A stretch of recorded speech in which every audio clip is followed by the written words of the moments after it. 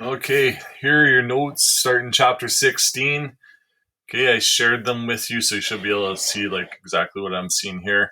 And then I'm going to do some examples on a separate video. I'll do a couple out of your like notebook, this one that we're doing here. And then I'm also going to do a couple examples out of your next assignment too, just so you can see how it's done. Okay, and so we kind of know the basics of equilibrium. Now we're going to focus on equilibrium questions based on acid-base systems. Okay, and so we talked lots about in the last 2 years about acids and bases, their properties. We should know this table. Okay, have no problems with it. Okay, last year we talked a bit about Arrhenius and his theory of acids and bases. Okay, he just basically an acid ionizes and becomes hydrogen. A base dissociates and produces hydroxide. Okay, and so when acidic molecular substances dissolve in water, they'll always dissolve and form ions. Okay, when ionic substances break apart, they dissociate and so on. Okay, which we talked a lot about that last year. If you have any problems with that, just let me know. The theory cannot be explained or could not explain why substances such as ammonia and bicarbonate, things like that, why they were not bases, right? And they don't dissociate. And so the modified theory came out after. So Arrhenius's modified theory, whoops, I don't know what happened there. There, we'll go back to that. Sorry. Okay, and so his modified theory, that's what I want. A little bit bigger for you. Okay.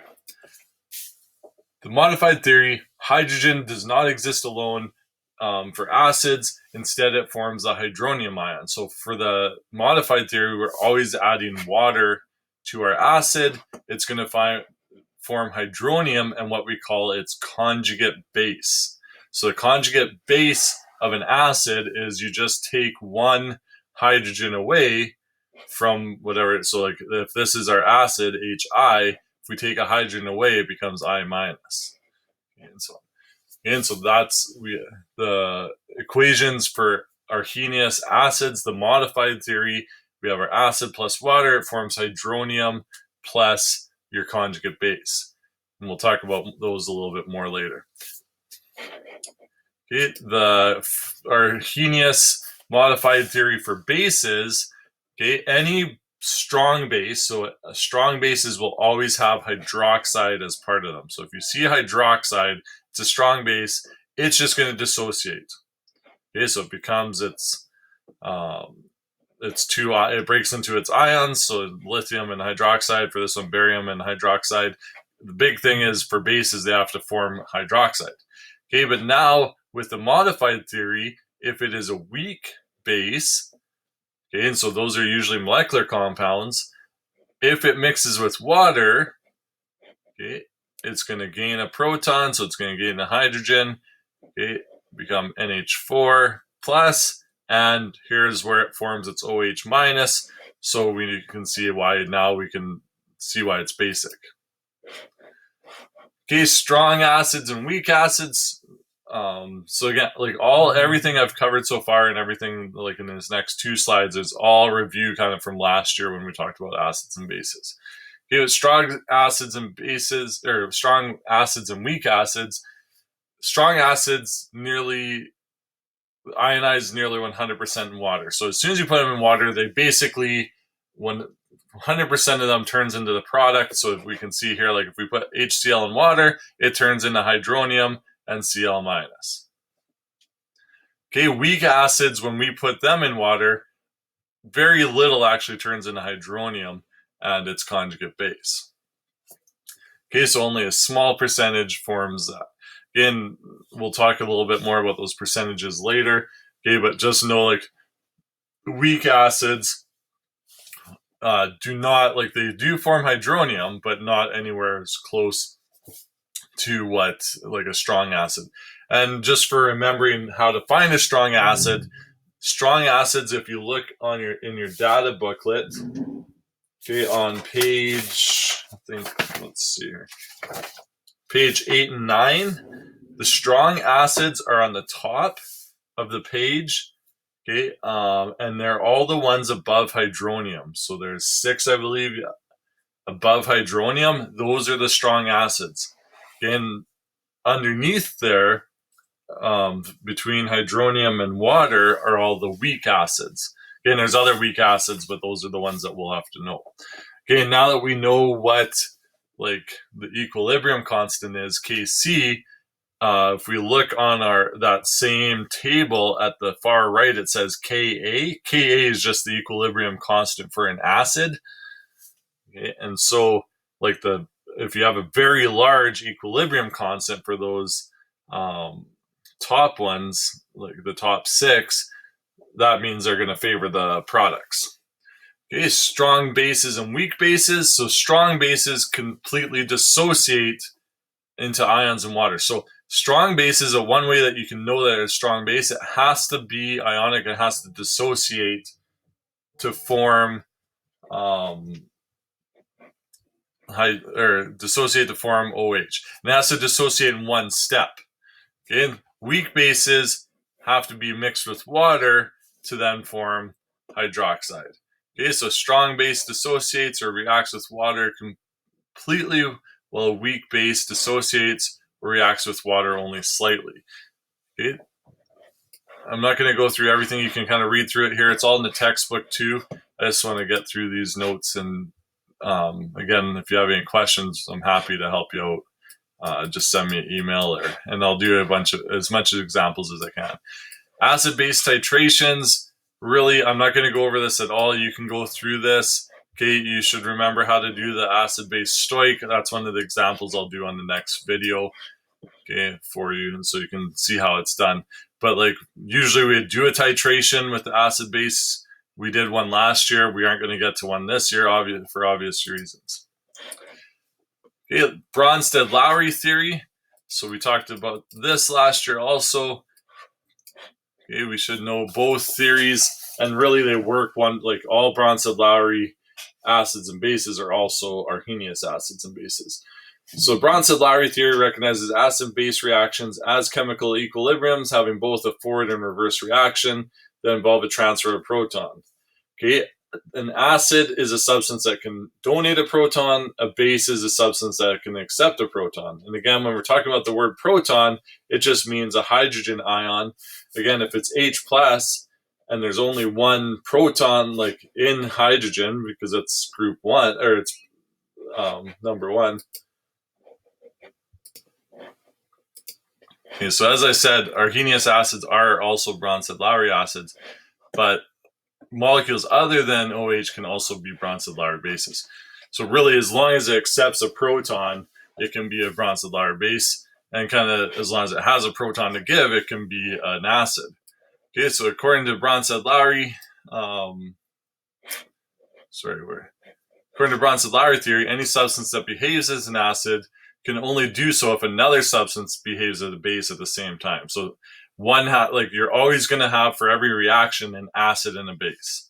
Okay, and so in this case, like HCl would be our acids donating this hydrogen over to water, okay, to produce hydronium. Okay, and then this would be our conjugate base. Okay, and so that's what it's talking about down here. So two molecules or ions that differ because of the transfer of a proton are called the conjugate acid-base pair. Conjugate base of an acid is the molecule that remains when a proton is removed. The conjugate acid, okay, is of a base is the molecule when it receives a proton. Okay, and so for here, like ethanoic acid, that's our acid. It donates a proton over to water, which in this case is our base because it accepts a proton. Okay, water's conjugate acid is hydronium because that's what it forms after it accepts that proton. And then the conjugate base of an acid, in this case would be ethanoate ion or acetate. And then the conjugate pairs are the acid and its conjugate base and the base and its conjugate acid.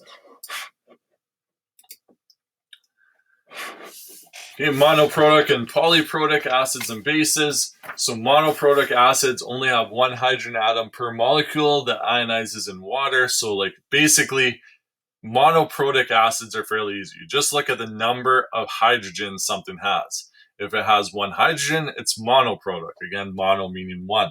Poly meaning many. So polyprotic acids have two or more hydrogen ions that can ionize. So H2SO4 has two hydrogen. Okay, it's polyprotic. Okay. For bases, it's a little bit tougher. A monoprotic base is a base that dissociates or reacts with water in one step, forming hydroxide. So basically, all strong bases are monoprotic bases. If it has OH as part of the equation, it would be considered a monoprotic base. Okay. A polyprotic base is a base that reacts with water in two or more steps. So if we kind of look here, N2H4 reacts with water, forming N2H5 and OH, but it can also accept another one. Okay, and really, like, for these ones, it's usually easier. They'll usually have a charge on them. So something like SO42 minus can accept two hydrogens. So that would be a mono or a polyprotic base, okay, or CO3 2 minus, anything like that. Okay, neutralization, okay, is just a special type of reaction where we have an acid and a base, and it'll form an ionic compound, which we salt. Okay, again, salt means more than just HCl or NaCl. Okay, a salt is really any ionic compound. Okay, and water. So a salt, it's comprised of an anion from the acid and a cation from the base, and then it's going to form water. Okay, and really the reaction that's really taking place for any of these acid or neutralization is it's going to be our hydronium with the OH, and it's going to form water. And then, like, our other spectator ions are like whatever's left of the acid and base, and they go together to make the salt. But again, if it's in water, those are going to be spectator ions because they're going to be aqueous the whole way. All right, I'm going to do all of these examples kind of on the next video, just so you can kind of see how to do each of these. And then, like I said, I'll do some examples out of your notes, or like out of your next assignment. All right, so chemists can sometimes use a shorthand method for involving weak acids and weak bases in general. Basically, for the shorthand method, it just is showing that like any acid HA, okay, acid has to have H, is going to form its conjugate base A minus, and then bases will form a conjugate acid, so the base plus the hydrogen that accepts.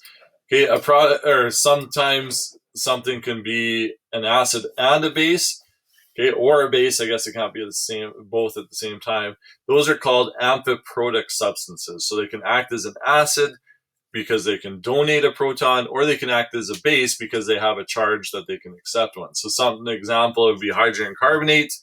Okay, if it reacts with water, okay, in this case, it's giving a hydrogen ion away, and so it is forming hydronium, or like its conjugate base would be CO3 2 minus, and then it's also forming hydronium. The big things to remember for amphiprotic substances, really, in most cases, they have to have a charge showing that they can accept a proton, and they have to have a proton that they can give away. And so that's one way you can kind of tell. Then this is just talking more about polyprotic acids and bases, which we've already talked about. Okay, just some kind of review and some examples. So again, I'll do all the examples on a separate video. Okay, but we can kind of read over this. That's all of your textbook, and I'll do some examples off your assignment. Okay, now if we want to predict, okay, the direction of a reaction for acid and base. Okay, and so we've done a little bit of predicting direction of reaction on our last assignment with like Le Chatelier's principle, things like that.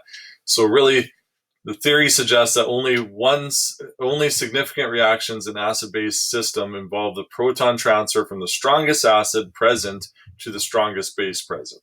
Okay, all acid-base reactions involve two conjugate acid-base pairs. On the left side of the equation, you can label the acid and base. On the right side, you can identify their conjugate acid and base. Okay, and so really, for these, what you're always doing is trying to, like, you get the overall acid-base reaction that's taking place, label your strongest acid, label your strongest base, or actually you only need your strongest acid, and then your strongest acid will be it'll always be on the side, like it'll always push to the other side, so it'll favor the side opposite of the strongest acid. Okay, some things to remember. It's similar to like when we did redox. Okay, you only need to predict that, or you only want the predominant entities present. So like you wouldn't write down CaHCO3 for a reaction. You would write down Ca2 plus HCO3, and then the strongest acid will always react with the strongest base. So like Ca2 plus, that's going to be a spectator ion. We can cross that out. It won't matter. And so like it'll probably be this plus water or something like that. Okay, like if you have ionic oxides, okay, in water, they form hydroxide. Okay, some other things like any strong acid. If it's a strong acid, okay, you write down hydronium in the conjugate base.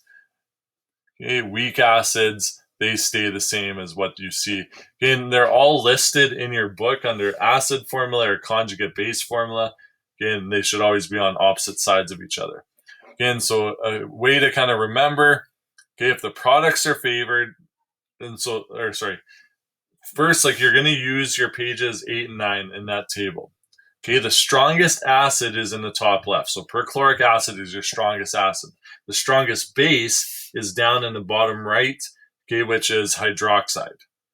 Okay, and so looking at this table, if your acid is above your base, it favors the products. If your base is above your acid on the table, it favors the reactants. Okay, and so if I have, like, so in this one here, we have sodium hydroxide. So our hydroxide is our base, okay, is neutralized with vinegar. So vinegar is acetic acid. So I find that on my table. Okay, acetic acid is above, well, everything's above hydroxide. So it's going to favor its products. Okay, and so I just find my acid, make sure it's above my base. And if it's not, then it favors reactants. Okay, hydronium is the strongest acid entity that can exist in the aqueous solution. So if a stronger acid than hydronium is dissolved in water, it just reacts instantly and makes hydronium. So for this reason, the 6 strong acids are all just written as hydronium when in aqueous solution. So if you see one of the strong acids like perchloric acid, hydroiodic acid, hydrobromic, hydrochloric, sulfuric, or nitric, you just write them as hydronium. Hydroxide is the strongest base, okay, and so if there is a stronger base, basically if there's any ionic compounds, they'll dissociate if they include hydroxide, they'll dissociate into hydroxide. So we just have to write a hydroxide. No entity in aqueous solution can react as a base if it is a weaker base than water. For this reason, the conjugate bases of all 6 strong acids are not even considered bases because they're a weaker base than water. And we know water's at 7, so it's not really a true base. Okay, the following generalization can help you kind of predict the position of the equilibrium. If the strongest acid is listed higher, so kind of what we just talked about, products are favored. If the strongest base is listed higher, then the reactants are favored. Okay, and we'll do these practice questions on the next set of notes or the next video. And I think we'll stop there.